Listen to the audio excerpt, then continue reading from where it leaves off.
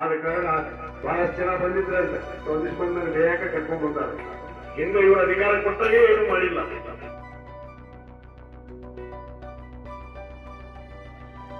ಈ ಚುನಾವಣೆಯನ್ನ ನೀವು ಬಯಸಿದ್ದಿಲ್ಲ, ನಾವು ಬಯಸಿದ್ದಿಲ್ಲ. ಇವತ್ತು ಸನ್ಮಾನ್ಯ HY ಮೇಟಿಯವರು ಅವರ ಅಕಾಲಿಕ ಮಾಡದ ನಿಧನ ಕಾರಣ ಈ ಒಂದು ಅನಿವಾರ್ಯವಾಗಿ ಈ ಚುನಾವಣೆಯನ್ನು ಎದುರಿಸುವಂತ ಸಂದರ್ಭ ಬಂದು ಹೋಗಿ ಬಹುತೇಕ ತಾವು 23ರಲ್ಲಿ ಅತ್ಯಂತ ಹೆಚ್ಚಿನ ಮತವನ್ನು ಕೊಟ್ಟು ತಾವು ಆಯ್ಕೆಯನ್ನು ಮಾಡಿ ಅವರನ್ನ ಶಾಸಕರನ್ನಾಗಿ ಮಾಡಿದರು. ಬಹುತೇಕ 5 ವರ್ಷಕ್ಕೊಮ್ಮೆ ಚುನಾವಣೆ ಬರುವುದು. ಅದರ ಅವಧಿ ಪೂರ್ವದಲ್ಲೇ ಇನ್ನೂ 2 ವರ್ಷ ಅವಧಿ ಇತ್ತು. ನೀವು ಕೂಡ ಅನ್ಕೊಂಡಿದ್ದೀರಾ ಇಷ್ಟು ಬೇಗ ಅವರು ನಮ್ಮನ್ನು ಕೈ ಬಿಟ್ಟು ತೀರ್ಕೊಂಡು ಬಿಡ್ತಾರ ಅನ್ನೋದು. ಯಾರು ಕೂಡ ನಿರೀಕ್ಷೆ ಮಾಡಿರಲಿಲ್ಲ. ಆದರೆ ಅನಿವಾರ್ಯವಾಗಿ ಇವತ್ತು ಅವರ ನಿಧನದಿಂದ ತೆರವಾದಂಥ ಈ ಸ್ಥಾನವನ್ನ ಇವತ್ತು ಆ ಸ್ಥಾನಕ್ಕೆ ಮತ್ತೊಂದು ಒಬ್ಬ ಅಭ್ಯರ್ಥಿಯನ್ನು ನಾವು ತುಂಬಲೇಬೇಕು. ಇದು ನಮ್ಮ ನಿಯಮ, ಕಾನೂನು. ಆ ಒಂದು ನಿಟ್ಟಿನಲ್ಲಿ ಇವತ್ತು ಸನ್ಮಾನ್ಯ ಮೇಟಿ ಸಾಹೇಬರು ಈ ಕ್ಷೇತ್ರದ 2 ಬಾರಿ ಶಾಸಕರಾಗಿ ಪ್ರತಿನಿಧಿಸಿ ಬಹುತೇಕ ಇಲ್ಲಿರುವಂತಹ ಅನೇಕ ದುರಂತ ಸಮಸ್ಯೆಗಳು, ಅದು ನೀರಾವರಿ ಆಗಿರ್ಬೋದು, ಇವತ್ತು ಇಲ್ಲಿ ಮೂಲಭೂತ ಸೌಕರ್ಯಗಳಾಗಿರ್ಬೋದು, ಅನೇಕ ಯೋಜನೆಗಳಿಗೆ ಅವರು ತಮ್ಮ ಅವಧಿಯಲ್ಲಿ ಅನೇಕ ಪ್ರಯತ್ನಗಳನ್ನು ಮಾಡಿ ಇವತ್ತು ಬಾಗಲಕೋಟೆ ಮತಕ್ಷೇತ್ರಕ್ಕೆ ಅವರು ಶಾಸಕರಾದ ಮೇಲೆ ಅನೇಕ ಪ್ರಯತ್ನಗಳನ್ನ ಮಾಡಿದ್ದಾರೆ. ಇವತ್ತು ಇಲ್ಲಿ ಈ ಭಾಗಕ್ಕೆ ಅಚನೂರು ಏತ ನೀರಾವರಿ ಅವಶ್ಯಕತೆ ಇದೆ. ಇವತ್ತು ನಮ್ಮ ಬೇರೆ ಬೇರೆ ಇಲ್ಲಿ ಕಳೆದ ಅವಧಿಯಲ್ಲಿ 2013ರಿಂದ 2018ರಲ್ಲಿ ನಮ್ಮ ತಿಮ್ಮಾಪುರ ಏತ ನೀರಾವರಿ ಯೋಜನೆ ಆಯಿತು. ಅದು ಕೂಡ ನಮ್ಮ ಸಿದ್ದರಾಮಯ್ಯನವರು ಮುಖ್ಯಮಂತ್ರಿ ಇದ್ದಾಗಲೇ ಒಂದು ಕಡೆ ರಾಮತಾಳ ಏತ ನೀರಾವರಿ ಯೋಜನೆ ಆಯಿತು, ಇನ್ನೊಂದು ಕಡೆ ತಿಮ್ಮಾಪುರ ಏತ ನೀರಾವರಿ ಯೋಜನೆ ಆಯಿತು. ಅಚನೂರು ಏತ ನೀರಾವರಿ ಕೂಡ ಆಗಬೇಕು ಅಂತೇಳಿ ಈ ಒಂದು ಅವಧಿಯಲ್ಲಿ ಮಾಡಬೇಕು ಅಂತೇಳಿ ಅವರ ಪರವನ್ನು ತೊಟ್ಟು ಸನ್ಮಾನ್ಯ ಮುಖ್ಯಮಂತ್ರಿಗಳನ್ನ ಮನವೊಲಿಸಿ ಅದಕ್ಕೆ ಅನುದಾನವನ್ನು ಕೂಡ ಬಿಡುಗಡೆ ಮಾಡೋದಕ್ಕೆ ಪ್ರಯತ್ನವನ್ನ ಮಾಡಿದ್ರು ಅನ್ನೋ ಮಾತನ್ನು ನಾನು ಇವತ್ತು ಹೇಳಬೇಕಾಗಿದೆ. ಆ ನಿಟ್ಟಿನಲ್ಲಿ ಅನೇಕ ಈ ಭಾಗದ ರೈತರ ಬಗ್ಗೆ, ಬಡವರ ಬಗ್ಗೆ, ಎಲ್ಲ ಸಮುದಾಯಗಳ ಬಗ್ಗೆ ಚಿಂತನೆ ಮಾಡುವಂತ ವ್ಯಕ್ತಿ, ಬಹಳ ಸರಳ ಸಜ್ಜನಿಕೆ ವ್ಯಕ್ತಿ, ಅದು ಸನ್ಮಾನ್ಯ HY ಮೇಟಿಯವರು ಆಗಿದ್ರು ಅನ್ನೋದನ್ನ ನಾವೆಲ್ಲರೂ ಇವತ್ತು ಮನಗಂಡಂತವ್ರು. ಯಾಕಂದ್ರೆ ನಮ್ಮ ತಂದೆಯವರ ಜೊತೆಗೆ ಶಾಸಕರಾದಂಥವ್ರು ಪ್ರಥಮ ಬಾರಿಗೆ 1989ರಲ್ಲಿ ಅವರ ಒಡನಾಟ. ಅವರು JDS ಅಲ್ಲಿದ್ರು, ಸನ್ಮಾನ್ಯ ಮೇಟಿಯವರು ನಮ್ಮ ತಂದೆಯವರು ಕಾಂಗ್ರೆಸ್ ನಲ್ಲಿದ್ರು.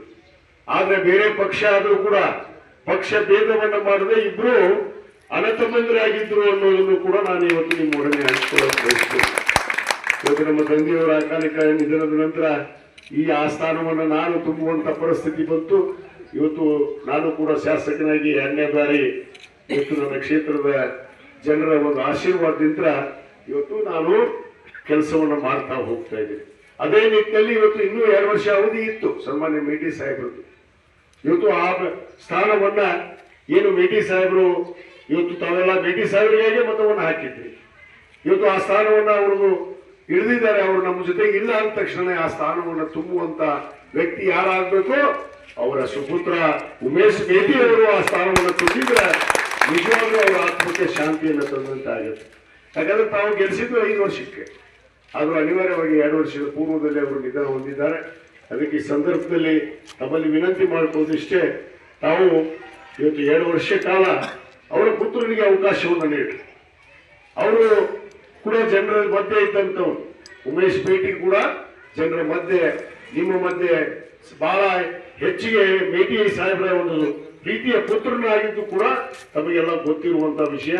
ಮತ್ತು ಮೇಟಿಯವರ ಎಲ್ಲ ಗುಣಗಳನ್ನ, ಸ್ವಭಾವಗಳನ್ನ ಹೊಂದಿರುವಂತ ವ್ಯಕ್ತಿ ಅದು ಉಮೇಶ್ ಮೇಟಿ ಎನ್ನುವ ಮಾತನ್ನು ನಾನು ಬಹಳ ಗಟ್ಟಿಯಾಗಿ ಹೇಳಬೇಕಾಗುತ್ತೆ. ಆದ ಕಾರಣಕ್ಕೆ ಇವತ್ತು ನಮ್ಮ ಘನ ಸರ್ಕಾರ, ನಮ್ಮ ಮಾನ್ಯ ಮುಖ್ಯಮಂತ್ರಿಗಳಂತ ಸಿದ್ದರಾಮಯ್ಯ ಸಾಹೇಬರು ಮತ್ತು ನಮ್ಮ ಶ್ರೀ PK ಶಿವಕುಮಾರ್ ಸಾಹೇಬರು ಇವತ್ತು ಅವರನ್ನ ಅಭ್ಯರ್ಥಿಯಾಗಿ ಆಯ್ಕೆ ಮಾಡಿದ್ದಾರೆ. ಆದ ಕಾರಣ ಇದೇ ದಿನಾಂಕ 9ನೇ ತಾರೀಕು ನಡೆಯುವಂತ ಈ ಒಂದು ಮತದಾನದಲ್ಲಿ ಏನು ಹಳ್ಳೂರು ಗ್ರಾಮ ಈ ಹಿಂದೆ ಯಾವ ರೀತಿ ಅವರಿಗೆ ಮತವನ್ನು ಕೊಟ್ಟು ಅವರು ಆಯ್ಕೆ ಆಗೋದಕ್ಕೆ ಕಾರಣ ಆಗಿದ್ರೆ ಆ ಮತಗಳಿಗಿಂತ 10 ಮತಗಳನ್ನು ಜಾಸ್ತಿ ಕೊಟ್ಟು ಅವರಿಗೆ ಆಯ್ಕೆ ಮಾಡಿದಾಗ ನಿಜವಾಗಲೂ ಆ ಮೇಟಿ ಸಾಹೇಬರ ಋಣವನ್ನ ಮತ್ತು ಅವರ ಆತ್ಮಕ್ಕೆ ಶಾಂತಿ ತಂದಂತಾಗತ್ತೆ ಅನ್ನೋ ಮಾತನ್ನ ನಾನು ಈ ಸಂದರ್ಭದಲ್ಲಿ ಹೇಳಕ್ಕೆ ಇಚ್ಛೆ ಪಡ್ತೇನೆ. ಈಗಾಗಲೇ ನಮ್ಮ ಸರ್ಕಾರ ಕಳೆದ 3 ವರ್ಷದಲ್ಲಿ ಇವತ್ತೇನು ನಾವು ಚುನಾವಣೆಯ ಪೂರ್ವದಲ್ಲಿ ಈ ರಾಜ್ಯದ ಜನತೆಗೆ ಭರವಸೆಯನ್ನು ಕೊಟ್ಟಿದ್ವಿ, ಗ್ಯಾರಂಟಿಗಳನ್ನ ಕೊಡ್ತೀವಿ ಅಂತ ಹೇಳಿದ್ವಿ.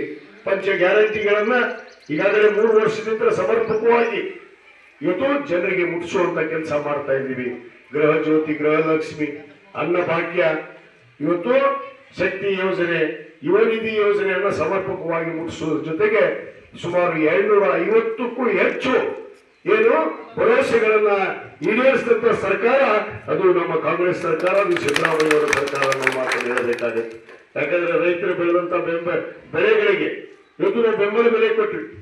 ತೊಗರಿಗೆ ಬೆಂಬಲ ಬೆಲೆ ಕೊಟ್ವಿ, ಹೆಸರಿಗೆ ಬೆಂಬಲ ಬೆಲೆ ಕೊಟ್ವಿ, ಕಡ್ಲಿಗೆ ಬೆಂಬಲ ಬೆಲೆ ಕೊಟ್ವಿ, ಗೋವಿನಜೋಳಕ್ಕೆ ಬೆಂಬಲ ಬೆಲೆ ಕೊಟ್ವಿ, ಕಬ್ಬಿಗೂ ಕೂಡ ಇವತ್ತು ಅವರಿಗೆ ಸಹಾಯಧನ ಅಂತ ಹೇಳಿ ನಾವು ಅವರಿಗೆ 50 ರೂಪಾಯಿ ಅವರಿಗೆ ಸಹಾಯಧನವನ್ನು ಕೂಡ ಕೊಟ್ವಿ. ಈ ರೀತಿ ರೈತರಿಗೆ ಕೂಡ ಬೆನ್ನೆಲುಬಾಗಿರುವಂತ ನಮ್ಮ ಸರ್ಕಾರ. ಯಾಕಂದ್ರೆ 2019ರಿಂದ 23ವರೆಗೂ ಹಿಂಬಾಲದಿಂದ ಸರ್ಕಾರ ಮಾಡಿದಂತ ಬಿಜೆಪಿ ಈ ರಾಜ್ಯದಲ್ಲಿ ಆಡಳಿತ ಮಾಡಿತ್ತು. ತಮಗೆಲ್ಲ ರೈತರಿಗೆ ಗೊತ್ತಿದೆ, ರೈತರು ಬೆಳೆದಂತ ಬೆಂಬಲ ಬೆಲೆಗೆ 1 ರೂಪಾಯಿ ಬೆಂಬಲ ಬೆಲೆ ಕೊಡ್ಲಿಲ್ಲ. ಯಾವ ನಮ್ಮ ದೇವರಾಜರ್ಷಿ ನಿಗಮದ ಅಡಿಯಲ್ಲಿ, ಹಿಂದುಳಿದ ವರ್ಗ ಕಲ್ಯಾಣ ಇಲಾಖೆ ಅಡಿಯಲ್ಲಿ ಯಾವ ನಿಗಮಕ್ಕೂ ಕೂಡ ಅನುದಾನವನ್ನು ಕೊಡುವಂತ ಕೆಲಸ ಮಾಡಲಿಲ್ಲ. ಒಂದು ಕುಡಿ ನೀರಿನ ಯೋಜನೆ ಮಾಡಲಿಲ್ಲ. ಇವತ್ತು ಯಾವುದೇ ರಸ್ತೆ ಅಭಿವೃದ್ಧಿ ಮಾಡಲಿಲ್ಲ. ಯಾವುದೇ ಅಭಿವೃದ್ಧಿಯನ್ನು ಮಾಡದೆ 19ರಿಂದ 23ವರೆಗೂ ಈ ರಾಜ್ಯದಲ್ಲಿ ಆಡಳಿತ ಮಾಡಿ ಇವತ್ತು ಭ್ರಷ್ಟಾಚಾರ ಮಾಡಿ ಇವತ್ತು ಕಮಿಷನ್ ಹೊಡೆದು ಈ ರಾಜ್ಯದಲ್ಲಿ ಜನರ ವಿಶ್ವಾಸವನ್ನು ಕಳ್ಕೊಂಡು ಇವತ್ತು ಮನೆಯಲ್ಲಿ ಕೂತಾರೆ. ಇವತ್ತು ಅವರೇ ಮತ್ತೆ ಬಂದ್ರೆ ಏನಾಗುದೈತಿ? ಇನ್ನೂ ನಮ್ಮ 2 ವರ್ಷ ನಮ್ಮ ಸರ್ಕಾರ ಇರುತ್ತೆ ಈ ರಾಜ್ಯದಲ್ಲಿ. ನಮ್ಮ ಮುಖ್ಯಮಂತ್ರಿಗಳಂತ ಸಿದ್ದರಾಮಯ್ಯನವರು ಇರ್ತಾರೆ, ನಮ್ಮದೇ ಆಡಳಿತ ಇದೆ. ಇವತ್ತು ಚುನಾಯಿತ ಸರ್ಕಾರ ಇದ್ದ ಕಡೆ ನಾವು ಬೆಂಬಲವನ್ನು ಕೊಟ್ಟರೆ ಅಭಿವೃದ್ಧಿ ಆಗೋದಕ್ಕೆ ಸಾಧ್ಯ ಅನ್ನೋದನ್ನು ಕೂಡ ನಾವು ಅರ್ಥ ಮಾಡ್ಕೋಬೇಕು ಅನ್ನೋ ಮಾತನ್ನು ಹೇಳಕ್ಕೆ ಇಚ್ಛೆ ಪಡ್ತೇವೆ. ಯಾಕಂದ್ರೆ ಸರ್ಕಾರ ಒಂದು ಕಡೆ, MLA ಒಂದು ಕಡೆ ಇದ್ರೆ ಏನಾಗತ್ತೆ ಅನ್ನೋದು ನೀವು ಅರ್ಥ ಮಾಡ್ಕೊಡ್ರಿ. ಹಿಂದೆ ಇವರು ಅಧಿಕಾರ ಕೊಟ್ಟಾಗೆ ಏನು ಮಾಡಿಲ್ಲ ಹಿಂದಿನ ಶಾಸಕರು. ಇವತ್ತು ನಮ್ಮ ಸನ್ಮಾನ್ಯ ಮೇಟಿಯವರ ಕನಸಿನ ಕೂಸು ಇವತ್ತು ಮೆಡಿಕಲ್ ಕಾಲೇಜ್ ಆಗ್ಬೇಕು ಬಾಗಲಕೋಟೆಗೆ. ಯಾಕಂದ್ರೆ ಸರ್ಕಾರಿ ಮೆಡಿಕಲ್ ಕಾಲೇಜ್ ಆದ್ರೆ ಬಡವರ ಮಕ್ಕಳು, ಗ್ರಾಮೀಣ ಮಕ್ಕಳು, ಯಾವುದೇ ವರ್ಗದ ಜನರು ಇವತ್ತು ಅಲ್ಲಿ ಪ್ರವೇಶವನ್ನು ಪಡಿಬಹುದು, ಅವರು ಕೂಡ ಇವತ್ತು ವೈದ್ಯರಾಗಬಹುದು ಅನ್ನೋದಕ್ಕೆ ಸನ್ಮಾನ್ಯ ಮೇಟಿಯವರು ಸಿದ್ದರಾಮಯ್ಯನವರಿಗೆ ಬಿಟ್ಟು ಬಿಡ್ಲಾರ್ದ್ರೆ ಆ ಯೋಜನೆಯನ್ನು ಮಂಜೂರಾತಿ ಮಾಡಿಸಿ ಈಗಾಗಲೇ ಆ ಒಂದು ಮೆಡಿಕಲ್ ಕಾಲೇಜಿಗೆ ಸನ್ಮಾನ್ಯ ಮುಖ್ಯಮಂತ್ರಿಗಳು ಸಿದ್ದರಾಮಯ್ಯನವರು ಈಗಾಗಲೇ ಸುಮಾರು 400 ಕೋಟಿ ರೂಪಾಯಿಗಳನ್ನು ಇಟ್ಟು ಇವತ್ತು ಶಂಕುಸ್ಥಾಪನೆಯನ್ನ ಮಾಡಿದರು. 2 ವರ್ಷದಲ್ಲಿ ಆ ಯೋಜನೆ ಮುಗಿದು ಬಿಡುತ್ತೆ. 2 ವರ್ಷದಲ್ಲಿ ಆ ಮೆಡಿಕಲ್ ಕಾಲೇಜ್ ಆಗೇ ಆಗುತ್ತೆ ನಮ್ಮ ಬಾಗಲಕೋಟೆ. ಬಡವರ ಮಕ್ಕಳು ಕೂಡ ಸರಳವಾಗಿ ಇವತ್ತು ವೈದ್ಯರಾಗೋದಕ್ಕೆ ಅವಕಾಶ. ಯಾಕಂದ್ರೆ ಇನ್ನೊಬ್ಬರ ಅಭ್ಯರ್ಥಿ ಇದ್ದಾರೆ ಸನ್ಮಾನ್ಯ ಚರಂತಿಮಠ್ ಸಾಹೇಬರು, ಅವ್ರದೇ ಸ್ವಂತ ಸಂಸ್ಥಾನ. ಯಾರಿಗಾದ್ರು ಬಡವರ ಮಕ್ಕಳಿಗೆ ಒಬ್ಬರಿಗಾದ್ರು ವೈದ್ಯರಿಗೆ ಉಚಿತವಾಗಿ ಪ್ರವೇಶ ಕೊಟ್ರ, ಯಾರಿಗಾದ್ರು ಫ್ರೀ ಸೀಟ್ ಒಂದಾದ್ರು ಕೊಟ್ರ ಮಾತಾಡಿಸೋದೇ ದೊಡ್ಡ ಗತಿ ಐತಿ. ಇನ್ನು ನಿಮ್ಗೆ ಫ್ರೀ ಸೀಟ್ ಎಲ್ಲಿ ಕೊಡ್ತಾರ? ಪುಣ್ಯಾತ್ಮ ಯಾರಿಗೆ ಕೊಡ್ತಾರ? ಕೈ ಕಟ್ಟಿದ್ದ ಕೈ ಕಟ್ಟದಲ್ಲೇ ಇರ್ತಾರೆ. ಎಂದು ನಮಸ್ಕಾರ ಅಂತಾರೋ ಗೊತ್ತಿಲ್ಲ ನನಗೆ. ಅವ್ರ ಬಗ್ಗೆ ಟೀಕೆ ಮಾಡ್ಬೇಕಂತಲ್ಲ, ಅವರ ಸ್ವಭಾವನ ಹಂಗೈತಿ. ಮಾತಾಡೋದಿಲ್ಲ, ಒಬ್ಬರಿಗೆ ಮನೆಯಾಗ ಕರೆಯೋದಿಲ್ಲ. ಅದೇ ನಮ್ಮ ಮೇಟಿ ಸಾಹೇಬ್ರ ಹೆಂಗಿದ್ರು, ಬಾರಪ್ಪ ತಮ್ಮ ಊಟ ಮಾಡಿದೆನು, ಚಾ ಕುಡಿದೇನು, ಊಟ ಮಾಡು, ಚಾ ಕುಡಿ. ಇದು ಸಂಸ್ಕಾರ, ಇದು ನಮ್ಮ ಭಾರತ ದೇಶದ ಸಂಸ್ಕಾರ. ವಿವಿಧತೆಯಲ್ಲಿ ಏಕತೆ, ಏಕತೆಯನ್ನು ಕಂಡಂತವ್ರು ನಾವು.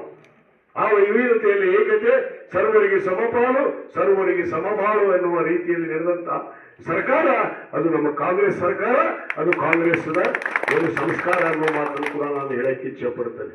ಆದ ಕಾರಣ ಬಹಳಷ್ಟು ಜನ ಬಂದಿದ್ರಂತೆ.